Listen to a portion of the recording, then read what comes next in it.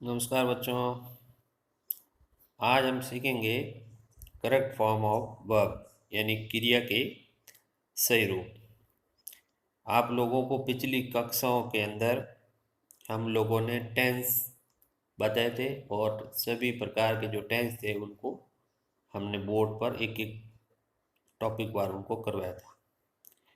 तो अब हम यहाँ पर इन टेंस के बारे में वर्ब की जो करेक्ट फॉर्म होती है उनको अपन आज सीखेंगे। जैसे एक वाक्य दिख रहा है यहाँ पर सामने।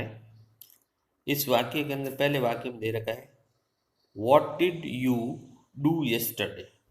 इसका हिंदी मतलब दिया गया है तुमने कल क्या किया।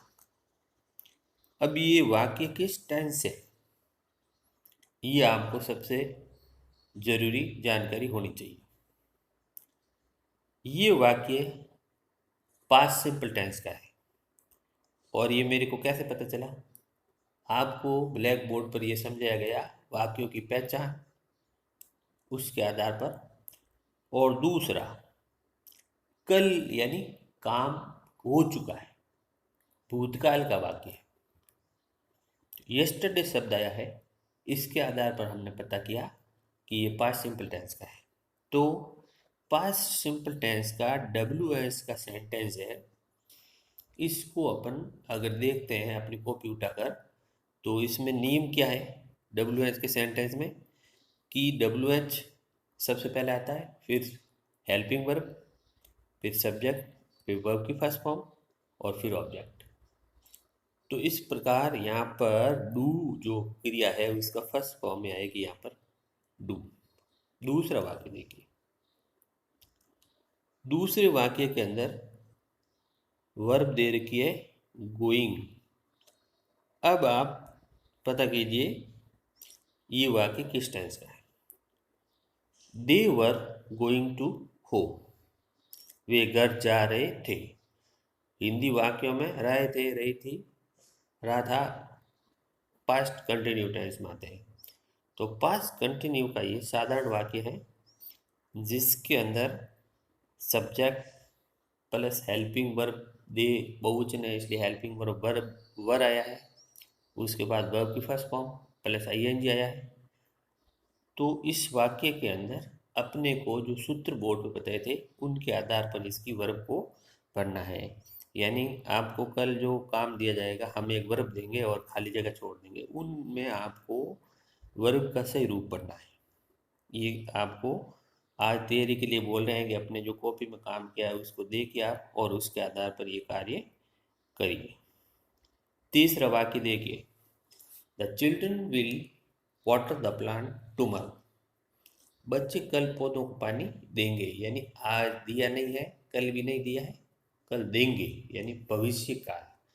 तो यहाँ पर विल जो है भविष्य काल के अंदर अपन प्रयोग करते हैं सहायक क्रिया विल का। और ये फ्यूचर सिंपल टेंस का वाक्य है जिसमें बच्चे यानी चिल्ड्रन बहुवचन है और यहाँ पर सहायक क्रिया विल आई है और वाटर जो है एक वर्ब है तो इसकी फर्स्ट फॉर्म यहाँ पर आई है। चौथा वाक्य देखिए, मनीषा कुक फूड यस्टरडे। जैसा कि यस्टरडे शब्द ऊपर पहले वाले वाक्य में आ चुका है, यहाँ पर ये साधारण वाक्य है।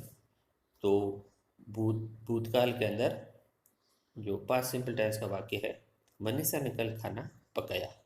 सब्जेक्ट के बाद में अगर वर्ब की सेकंड फॉर्म आती है तो अपन उसको पास्ट सिंपल टेंस का वाक्य बोलेंगे।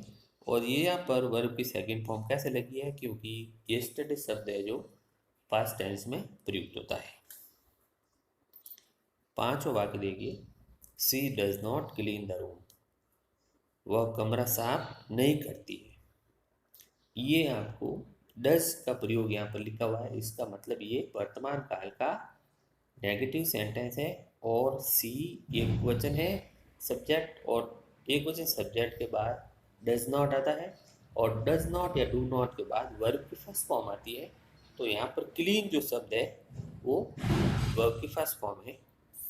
तो ये वाक्य हो गया she does not clean the room. इस प्रकार हम देखते हैं कि अलग अलग वाक्यों में अलग अलग टेंसों में अलग अलग वाक्यों के सब्जेक्ट के अनुसार अपन वर्ब की फॉर्म को सेट करते हैं और उसके आधार पर ही अपन पता लगाते हैं कि किस वाक्य में कौन सी वर्ब की फॉर्म आएगी। तो यहाँ ये जो वाक्य दिए गए हैं आपको ये समझाने के लिए दिए गए हैं कि आपको जो काम करवाया गया आपकी कॉपी के अंदर आप उसको उठा कर देखिए, उसमें क्या नियम लिखवाए हमने उनकी जानकारी रखिए। कल आपको इससे जुड़ी हुई एक वर्कशीट या कोई सवाल दिए जाएंगे जिसमें आपको वर्ब के सही रूप पढ़ने हैं। तो ये आज का टॉपिक था, इसको आप घर पर अच्छी तरह से स्टडी कीजिए। कल अपन इससे रिलेटेड सवाल लेकर हाजिर होंगे। धन्यवाद।